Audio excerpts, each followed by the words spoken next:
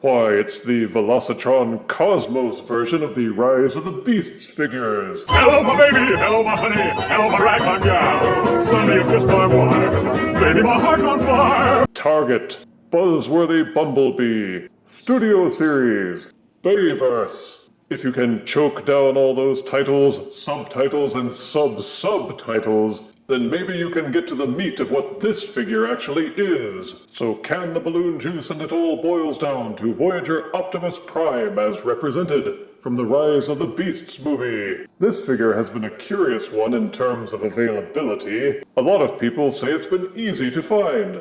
Others haven't been able to find any, which is not atypical these days of Hasbro and their bewilderingly illogical distribution system. Hasbro seems to delight in making sure that the most popular figures of any given line are underproduced, constantly sold out, and frustratingly rare and expensive. And this one seems to have been cut from the same ill-planned cloth. That said, the Minions finally got one for me to inspect. Normally, I eschew figures from the Bayverse line, but this one has been so highly sought after that I'm making the exception, just to see what all the fuss is about. See the yellow Buzzworthy Bumblebee box dished up with a tally of eco-friendly cowardice. CGI renders on the side panel. Staged shots of both modes on the back, and promising scale, detail, backdrop. Wow! And check out the small bio with teeny tiny font reading Optimus Prime and the Autobots. Keep watch in case of a TerrorCon attack.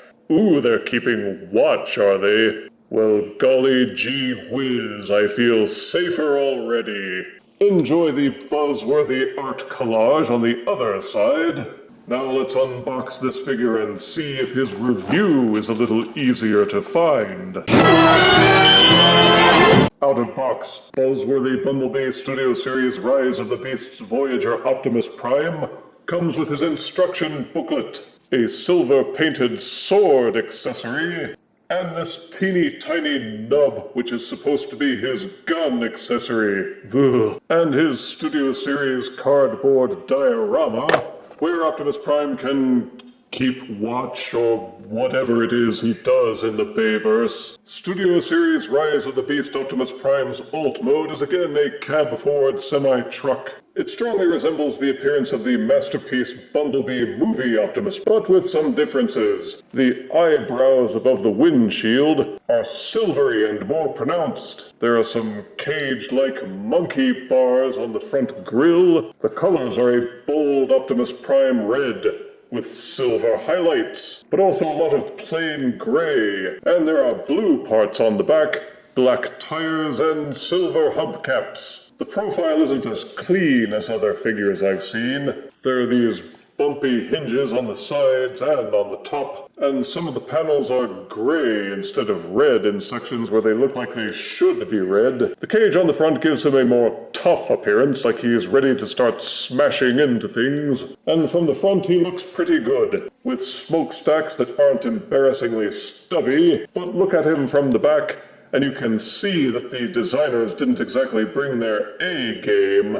There's a lot of ganky stuff, especially here where the fronts of the robot shins just don't integrate well as back panels for the trailer. These parts just kind of look like the walls of an unfinished basement, and it leaves this big old gap, which lends a spindly appearance to the back struts, but at least the plastic tires are more robust than you normally see on today's Voyager-class figures. They've got some decent thickness to them for a change. And as with many Bayverse figures, there's a lot of sculpted detail. Optimus Prime is loaded with ridges, bumps, simulated plating seams, wiper blades.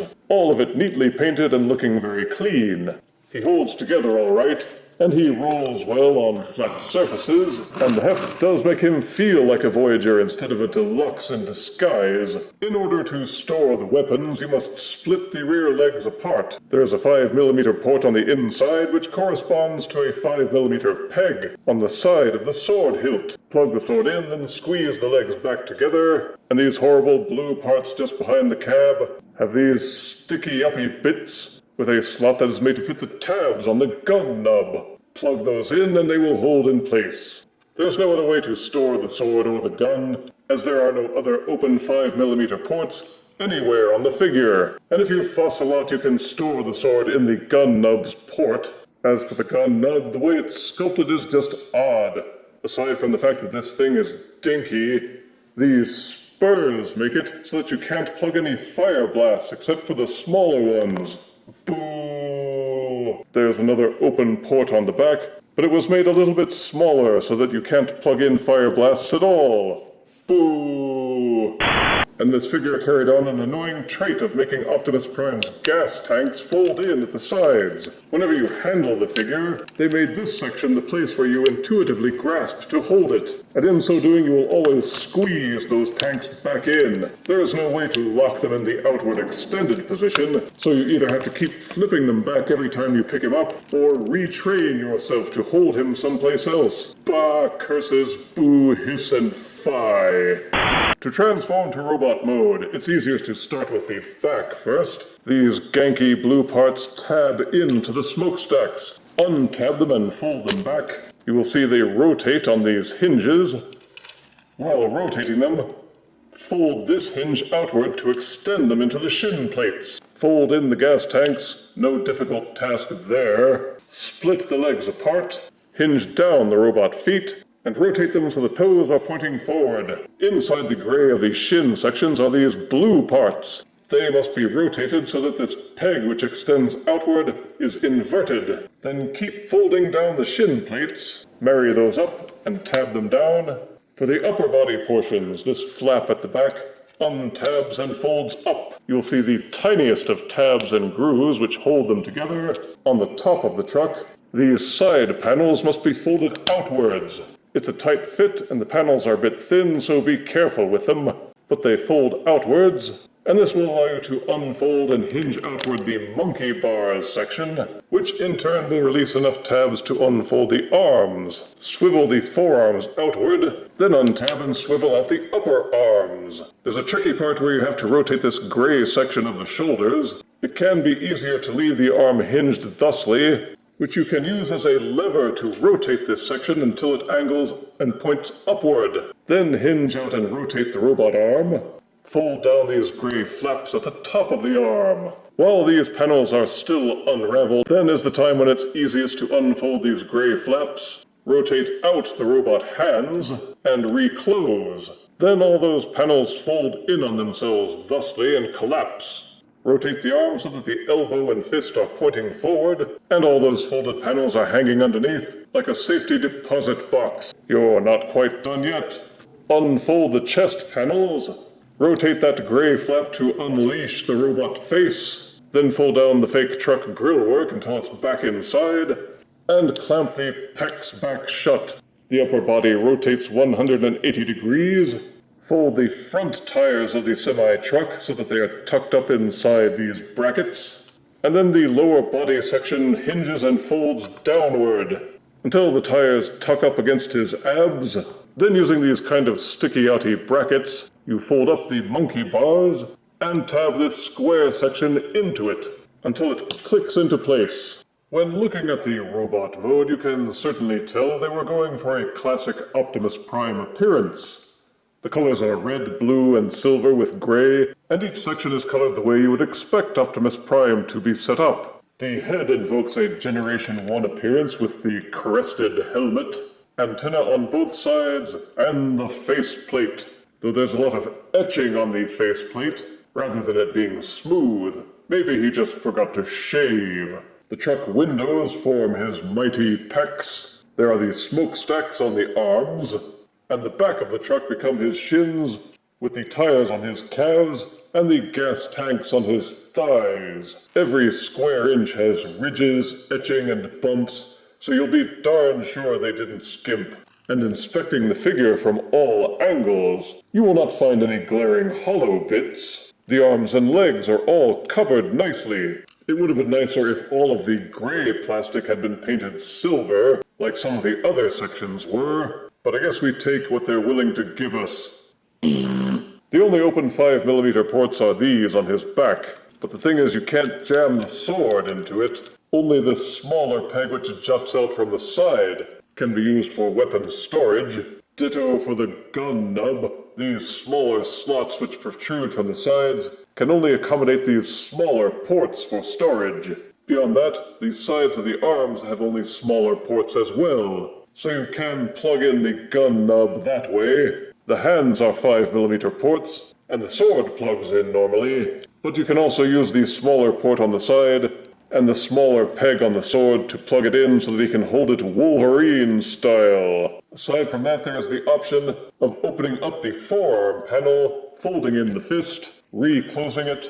This will cause a small peg to jut out, and there is a small port on the back of the gun nub, which you can use to plug those parts together so that he can have his cannon arm from the movies. An embarrassingly stumpy, short version of his cannon arm, that is. Rotating the fist back in that way also exposes this smaller port here, where you can plug in the sword and have him wield it that way. So there are a few ways to customize Optimus Prime, not as many as you would see on an Earthrise or Siege figure, but better than nothing. For articulation, Optimus Prime's head will rotate 360 degrees. It is also ball-socketed so it will nod back and forth, and tilt left and right. Each arm will rotate fully at the shoulder, and there is a hinge embedded at the shoulder as well so that they can be angled up. This does kind of limit his arm rotation because there's a lot that sticks up a bit further than normal, and both raising the arm and rotating it doesn't really work, but there is an upper bicep swivel and a double-jointed elbow. The fists are mushroom-pegged for rotation, and they can also tilt in and out a little. There is full 360-degree waist rotation. The legs are on an odd hinge setup. You can kick the legs forward and raise his leg pretty high. However, that hinge will not allow the leg to rotate backwards very far at all. Raise the hip skirts out of the way, and he can kick his leg outwards about this far. There's an upper thigh rotation, but it only seems to go about this far before the parts crashing starts. The knees will bend backwards slightly over 90 degrees. The feet are on a ball socket, so they will tilt back and forward slightly before they bump into parts of the shin. And there is also a strong ankle pivot. It's also a hinged setup, which means that the feet can be angled in and out slightly depending on how you want him posed. The arms can be a bit frustrating, and I really wish the feet had more forward and backward tilt to them. You can get a lot of good poses, but there are some sections where the mobility is limited, and you'll find yourself frustrated as a result. For size comparison, here is Buzzworthy Bumblebee's Studio Series Rise of the Beasts Voyager Optimus Prime, next to the original Generation 1 Optimus Prime reissue. Here is Buzzworthy Bumblebee Voyager Optimus Prime, next to reveal the SHIELD Legend-size Megatron. And here is Buzzworthy Bumblebee Voyager Optimus Prime, next to Titan's Return Leader Class Overlord. The shrinkflation is real! The heart wants what it wants, and if you have a hankering for a good Rise of the Beast Optimus Prime figure, then Buzzworthy Bumblebee Studio Series Voyager Optimus Prime is perhaps the best mainline version you will get. If you can find him. Positives are solid robot and alt modes with lots of detail and color, boffo articulation, an effective transformation that isn't too hard to master. There are some options to customize, and does it pose? You betcha. Negatives?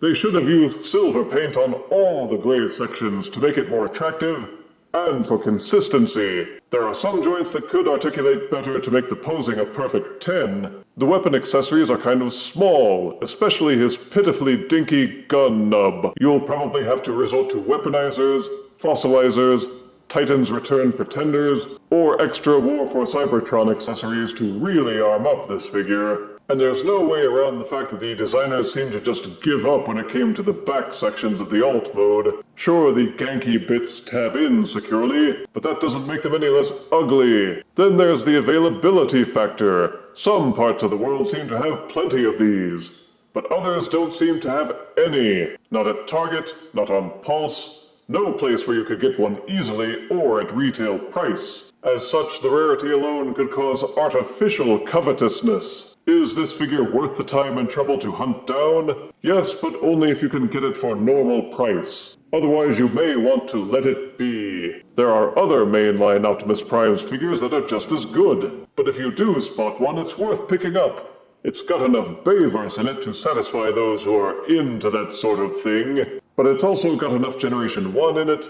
that you can forgive the Bayversiness if you don't like it. It's got a little something for everyone, if you're an Optimus Prime fan. And I give Bumblebee's Studio Series, Rise of the Beasts Voyager Optimus Prime, 7 out of 10 deaths. I won't score it a second time. If you refuse me, honey, you lose me. Then you'll be left alone, oh baby. Tell them all and tell me I'm your own.